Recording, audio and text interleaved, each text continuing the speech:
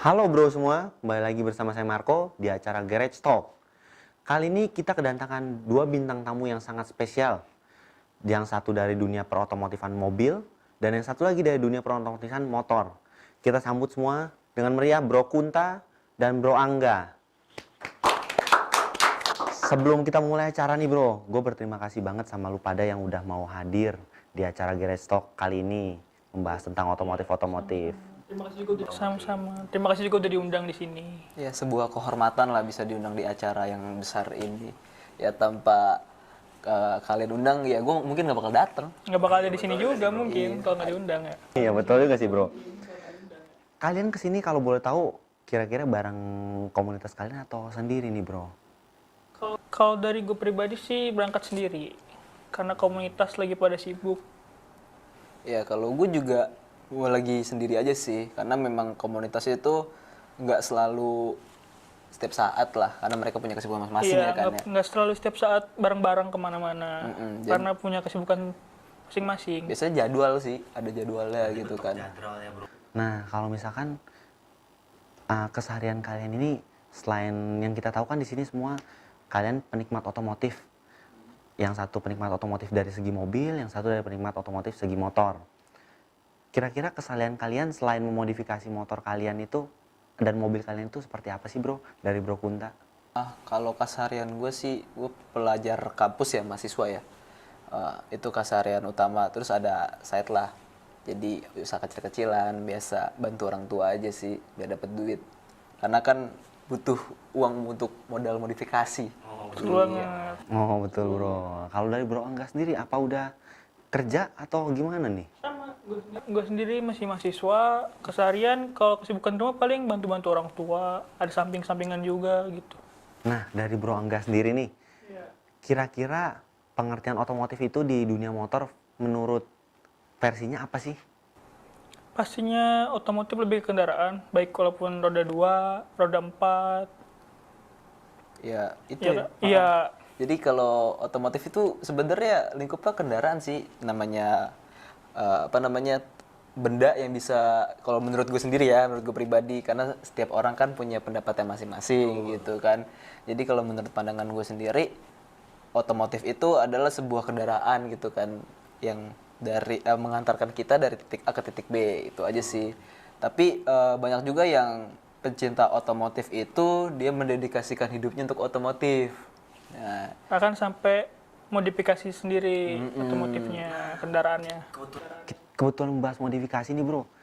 Kira-kira kita kan udah tahu nih otomotif itu kita punya kendaraan untuk mengantarkan kita ke suatu tujuan. Tapi yang namanya kita nggak mungkin dong kita sebagai manusia itu suka dengan apa aja yang ada di kendaraan kita tersebut secara standar bawaan pabrik. Nah pasti kan kita setiap kendaraan pasti kita akan berujung pada modifikasi. apalagi petrolhead kan nggak mungkin. Kira-kira apa sih modifikasi tersebut gitu loh menurut versi Bro Kunta dan Bro Angga ini? Kalau menurut gue sih modifikasi itu lebih ke mempercantik gitulah, memperbagus dan mempermewah kadang juga. Memperindah kendaraan. Memperindah pastinya. kendaraan pastinya. Banyak juga sih modifikasi itu bisa di eksteriornya gitu, mempercantik eksterior, memperbagus eksterior, atau memperbagus mesin, atau interior itu dari segi mobil ya. Mungkin kalau dari segi motor lu punya Jadi bahan perhatian di jalan raya gitu. Kalau dari segi eksterior nih kira-kira versi motor dan versi mobil itu apa aja sih yang dimodifikasi? Kalau versi mobil itu biasanya sih ya mungkin kalau dari catnya misalnya udah pudar, cat ulang misalnya kan biar kinclong lagi, terus di coating, di detailing biar mobilnya kelihatan enak dipandang. Terus kalau dari kaki-kaki misalnya dibikin chamber-chamber gitu ala-ala Hella Flash gitu. Saya lihat itu yang modelnya ceper ya bro. Tergantung sih, tergantung orang. Kadang ada yang mau chamber, ada yang mau tinggi atau gimana Tergantung terserah. selera masing-masing. Iya, balik. tergantung selera dan mobil juga. Terus ada lagi bagiannya yang lain itu mungkin dipasang body kit atau ganti velg, pasang spoiler, ditambahin splitter, diffuser, itu buat mobil-mobil yang Hella Flash atau JDM biasa begitu. Kalau untuk versi motor nih bro Angga, Kalau motor pastinya dari karena gue ini kan sukanya lebih ke Mogeluk. nah Kalau ngikutin look itu sepertinya bro enggak. Ada banyak sekali modifikasi dalam motor. Ada Thai look, Vietnam look, road race look, dan bahkan yang bro nggak suka itu moge look. Nah, kira-kira penjelasannya itu seperti apa sih dari masing-masing modifikasi tersebut? Kalau dari Vietnam look itu ya kayak lebih ke produk-produk dari Vietnam, kayak Nuvo, motor-motor Matic tuh ya. Kalau dari Thai look itu ala-ala negara tetangga Thailand. Kalau gue sih lebih suka ke moge look.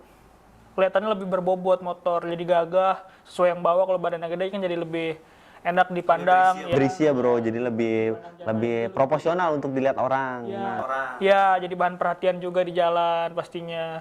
Dari mulai body kit, pastinya kayak mobil juga. Terus kalau moge look lebih ke pelek.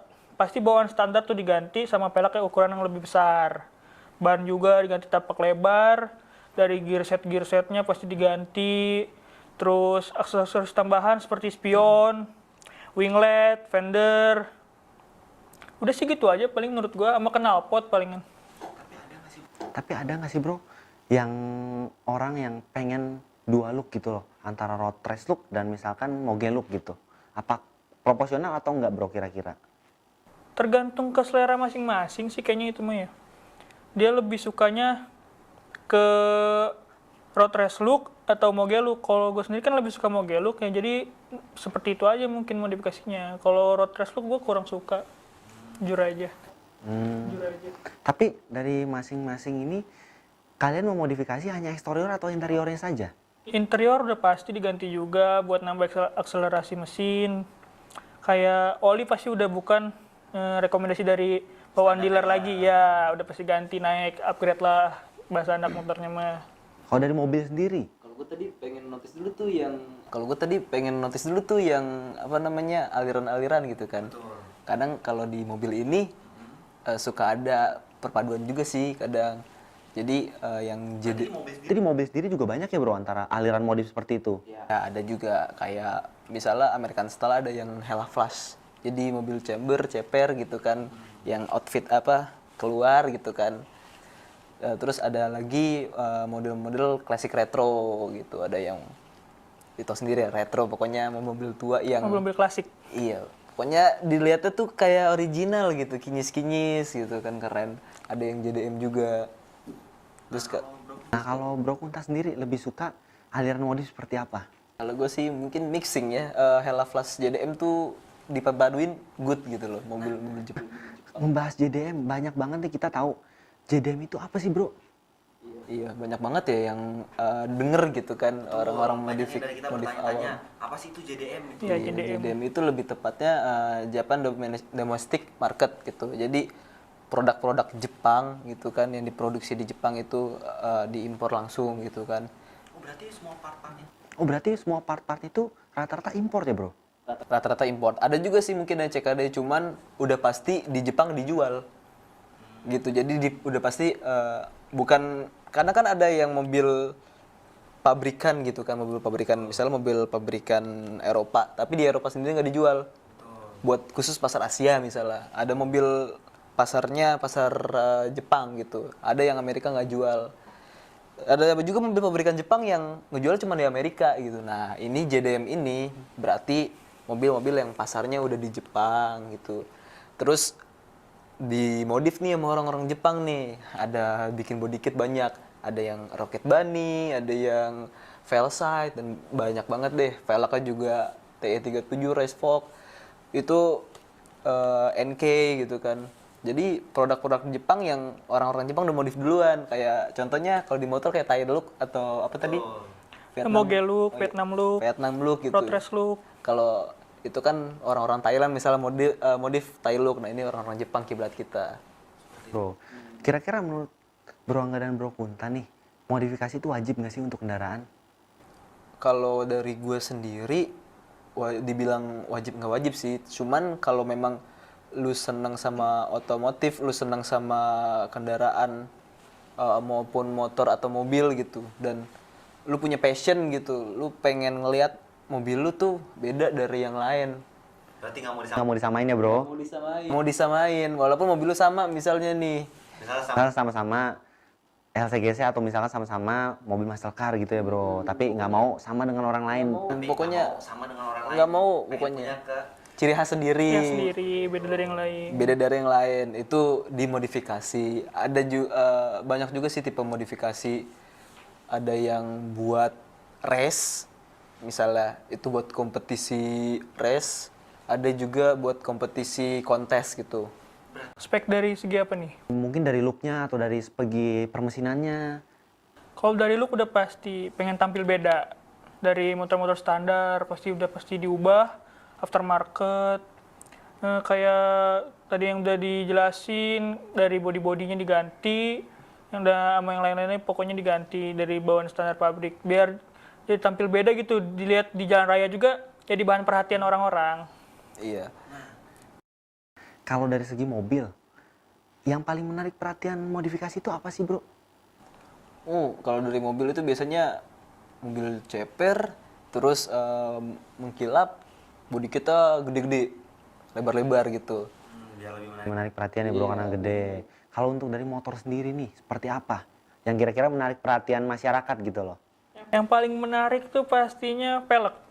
Body, itu udah pasti udah jadi bahan perhatian orang dari body. Apalagi suara. Dari suara knalpot juga pasti jadi bahan perhatian juga. Tapi suara knalpot tetap yang mode merdu aja, nggak terlalu menggelegar, merusak kuping gitu. Kebetulan kita mau mendengar suara knalpot nih. Kira-kira knalpot seperti apa sih yang kita kan tahu nih, kita punya regulasi yang kurang bersahabat dengan yang namanya knalpot racing, baik di motor maupun baik di mobil. Kira-kira saran dari bro ini, knalpot seperti apa yang boleh dipakai dan tidak gitu loh? Apakah mengganggu ataukah enggak gitu, baik di motor maupun di mobil? Kalau di motor sendiri pastinya sesuai dengan ketentuan ya. Batas desibelnya itu nggak boleh melebihi. Itu udah pasti legal, boleh. Apalagi pokoknya standar pabrik itu pasti legal, aman di jalan. Betul. Ya kan? Tapi kalau dari kita sendiri yang suka otomotif, apalagi modifikasi, bawaannya pengen ganti aja tuh knalpot, udah nggak mau standar, kelihatannya pengen tampil beda aja dari yang lain. Kita tahu nih bro, meskipun kita sudah mengikuti aturan regulasi yang knalpotnya harus dibawa sesuai desibel sekian untuk motor sekian dengan cc sekian, tapi kan masih banyak tuh yang disuruh, masih dirazia, bahkan sampai menurut bro sendiri, manusiawi nggak sih mendengarkan knalpot itu langsung di kuping? Yang baru viral ini ya. Betul. Razia di starter, nyalain kontak, kupingnya suruh nempel deket knalpot, digeber. Gimana gitu bro? Kurang manusiawi banget sih menurut gue sih. Ya kalau menurut saya sendiri itu alangkah lebih baiknya si polisi itu menguji dulu si pihak Ada alat berwajib. desibelnya. Iya, pengukur menguji desibel. dulu alat desibelnya. Kira-kira di ambang batas gak sih? Maksudnya lewat dari batas desibel mesin itu sendiri. Karena setiap tipe mesin kan beda-beda batas desibelnya. Iya. Misalnya kalau dia melewati, baru itu si pengendara itu Berhak ditilang. berhak Nggak perlu dikasih lah sanksi. sampai digeber-geber depan kuping Iya, gitu. apapun lah selain itu yang memberikan efek jera gitu. Kalau sampai seperti itu sih agak kurang gitu menurut saya. Tapi pernah nggak sih kalian itu ditilang dengan masalah seperti itu? Alhamdulillah sih selama ini belum pernah. Saya juga Aman-aman aja. Selama ini masih lolos-lolos aja. Iya, lolos-lolos aja. Masih menggunakan, tapi bro sendiri menggunakan knalpotnya sesuai regulasi berarti tentunya. Sesuai pastinya. kalau saya sih pakai Valvetronic. Oh, apa itu bro Valvetronic? Kalau Valvetronic itu Sepertinya katup ya bro? jadi dia bisa membuka tutup katup untuk suara knalpot itu sendiri. Oh, kalau nggak salah saya sempat tahu di motor juga ada ya bro knalpot seperti itu. Bagian di motor juga. Kalau di motor ada dari produknya Tritec, Tridente. Itu sistemnya sebenarnya seperti apa sih bro? Bisa kita Ada mode silent gitu, mode sport, mode racing. Kalau mode silent pasti di bawah desibel ketentuan. Kalau udah masuk ke mode racing pasti udah ngeblar suaranya lah, udah keluar dari ambang batas kewajaran desibel. Kalau dari mobil itu, kalau Valvetronic itu dia ada exhaust systemnya. Jadi pembuangannya itu ditutup atau dibuka. Jadi kalau ditutup itu memperkecil suara gitu kan, memperhalus. Jadi exhaust systemnya diperhalus lagi. Kalau dibuka itu dibikin kayak macam free flow. Jadi lebih nggak ada tahanannya bro. Iya, nggak ada tahanannya. Tahanannya berkurang. Nah, seperti itu. Nah, kalau kita udah bahas banyak banget nih bro modifikasi tentang motor dan mobil. Kira-kira part apa saja sih yang sudah diganti di kendaraan kalian masing-masing? Kalau bisa dirincin biar yang lain semuanya tahu kita sebagai bahan modifikasi bro. Lain semuanya tahu kita sebagai bahan modifikasi bro. Kalau di gue sendiri motor ya, motor gue CBR 150R. Warna, CBR itu kan banyak serinya bro. iya, Yang bro punya kebetulan seri yang apa itu bro? strippingnya red racing, model facelift tahun 2016 lah. Itu apa Akhir. bro yang udah dirubah? Jadi kan bro tadi bilang seperti aliran Mogeluk. Nah, Iya, kira-kira Mogeluk. apa aja yang udah diganti? Dari spion ala-ala Ducati gitu. Terus winglet, biar ada kumisnya jadi pemanis di bagian depan. Pelek pastinya diganti sama tapak lebar. Ban-bannya juga. Dari gear set, cover-covernya, body-bodinya juga diganti, sampai armnya pasti diganti. Ala-ala swing arm gitu. Banana betul ya bro. Nah ya, Nah, dari banyak banget ini yang udah modifikasi. Kayaknya dananya cukup banyak ini bro mengucurnya. ya itu sih tergantung dari kita sendiri. Kalau kita punya hobi, modifikasi, mau nggak mau ngeluarin duit semanapun, kalau kita udah nabung ya, itu kepuasan pribadi buat gua. Pasti ngumpulin duitnya pelan-pelan lah ya. Iya, nggak langsung semuanya juga. Iya. Dari modifikasi motor aja nih bro Angga sudah banyak sekali. Kalau dari mobil, apakah bro Kunta lebih banyak daripada modifikasinya bro Angga? Waduh, kalau dari saya sih paling modifikasinya ya nggak terlalu heboh lah, cuman ganti velg, terus diceperin, terus di interior aja diperbagus. Sama paling mesin dioprek sedikit sih, pakai piggyback. Jadi nggak terlalu banyak lah kalau dari saya, karena budgetnya belum ada. Kalau mau ganti body kit pengennya sih gitu, ganti body kit, pakaiin spoiler, pakaiin diffuser, cuman ya pelan-pelan lah mas. Dari yang gue dengar Kunta tadi diceperin tuh, apa nggak ganggu di Indonesia ini khususnya ya, banyak polisi tidur tuh, apalagi di perumahan. Iya sih, kalau itu sih memang agak sulit ya. Cuman kalau kita kan Iya, agak bergelombang, Iya. banyak gelombang. itu tuh harus kalau bawa mobil seperti ceper seperti itu harus hati-hati sih. Jadi harus pelan-pelan, harus disayang sama bawa mobil lah. Kecuali emang lu pakai Airsus. suspension berarti Iya. bisa naik turun secara elektrik Kecuali lu pakai Airsus. Kalau lu pakai Airsus baru tuh lu bisa bawa mobil dengan tenang lah.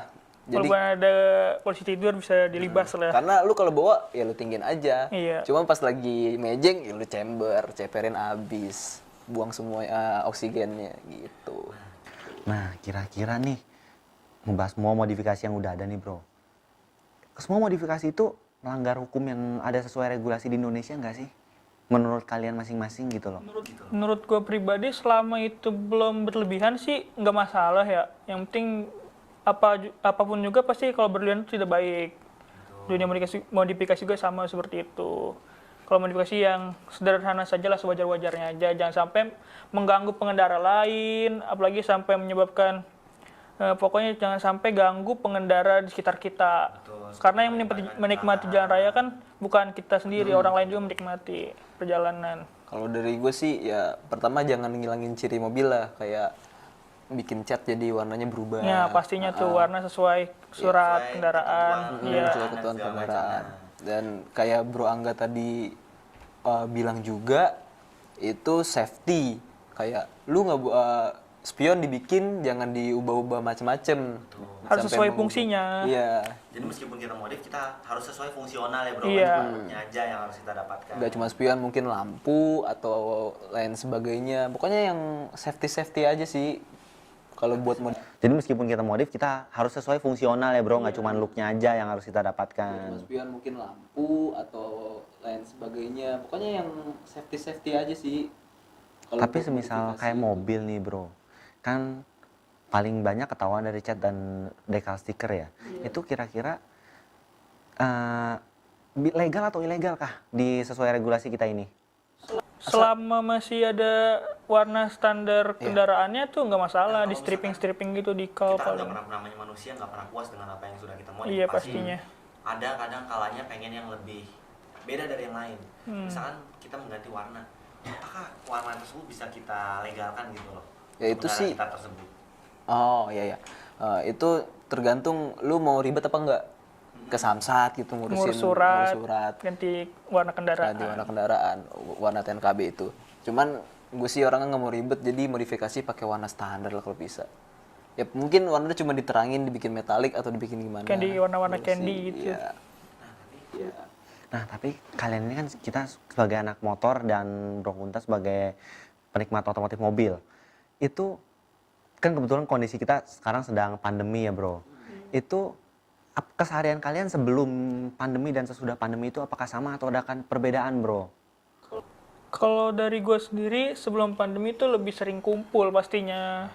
Kayak naik ride, abis lelah, abis capek-capek kerja, kuliah juga.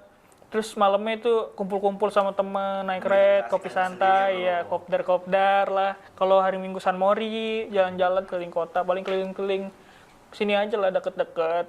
Karena gue sendiri kan di Tangsel, paling mainnya ke BSD, AIS, Gading gitu. Kalau lagi pengen main jauh ke Jakarta, Monasco, Ajinawi. Oh, itu seperti destinasi biker banget ya, Bro? Iya, nggak sampai keluar kota sih paling. Nah, kalau itu kan kondisi kita sebelum pandemi, kalau setelah pandemi itu seperti apa?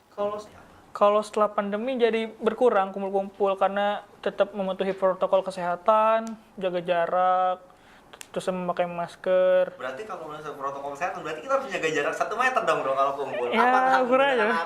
Atau enggak, Bro? Karena ini kan ya udah dites semua kan, udah Iya, rapid test, swab test, aman-aman aja. Protokol kesehatan yang ada. Diundang juga di sini pasti sesuai protokol tadi ya sebelum Iya. masuk.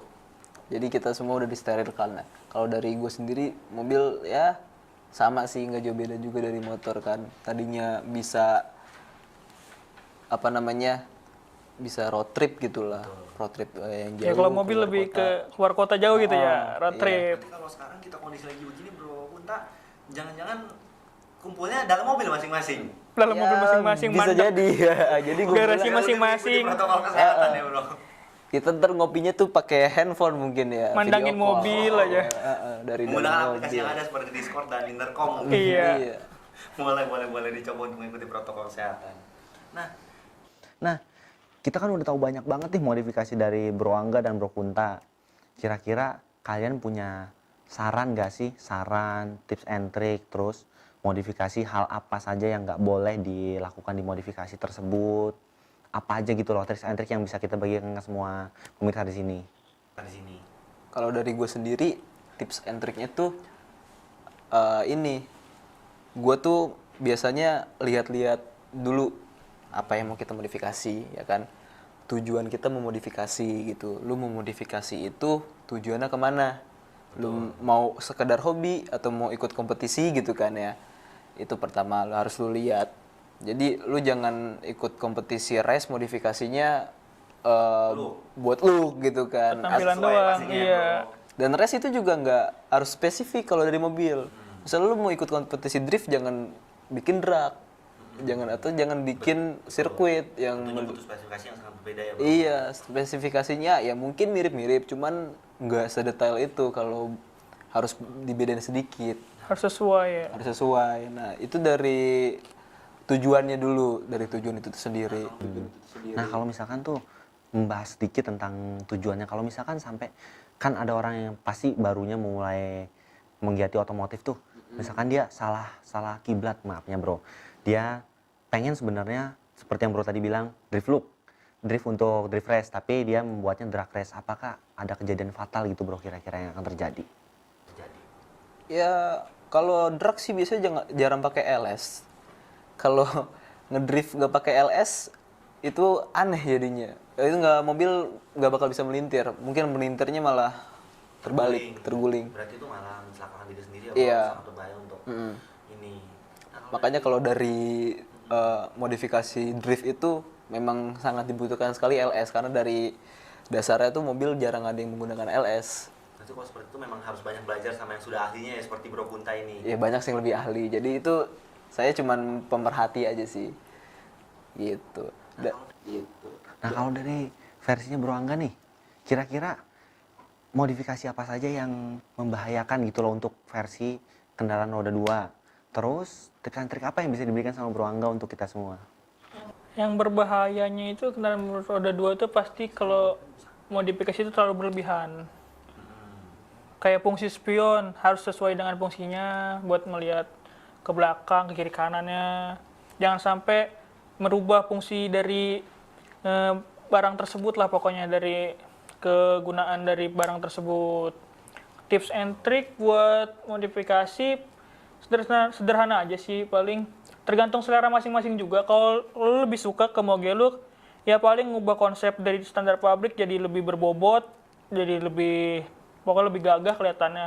Kalau dari Tailux sendiri sih gue kurang tahu, paling dia lebih ke kontes ya. Betul.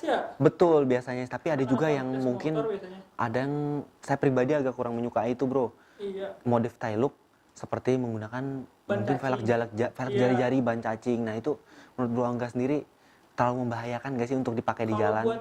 Kalau buat di jalan raya pasti bahaya karena nggak sesuai peruntukannya. Itu kalau buat kontes sih nggak apa-apa ya.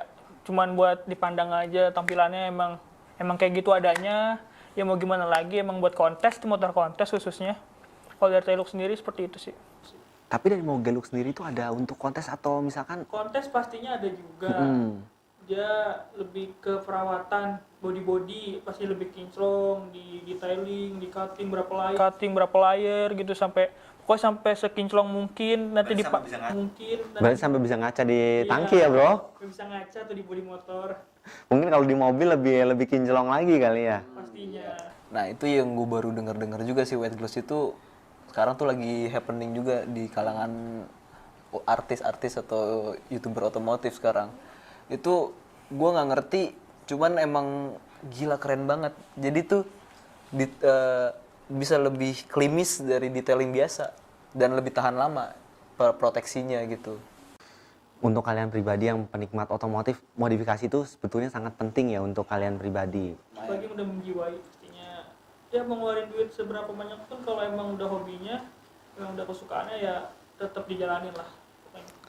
Nah, udah banyak banget yang kita bahas dari Bro Kunta dan Bro Angga. Banyak banget modifikasi yang kita udah tahu, dari mulai eksterior, interior, permesinannya, body kit seperti yang Bro Kunta tadi bilang, terus hukum-hukum yang sesuai regulasi di negara kita. Banyak banget nih yang udah Bro Angga dan Bro Kunta bagikan untuk kita semua. Saya merasa terhormat di sini bisa kedatangan Bro Kunta dan Bro Angga. Thank you banget Great Stock. Semoga acara ini ke depannya bisa lebih meriah lagi, bisa mendatangkan bintang tamu yang lebih hebat lagi. Saya di sini Marco sebagai pembawa acara dari Garage Talk. Mohon pamit undur diri. Sekian bro semua.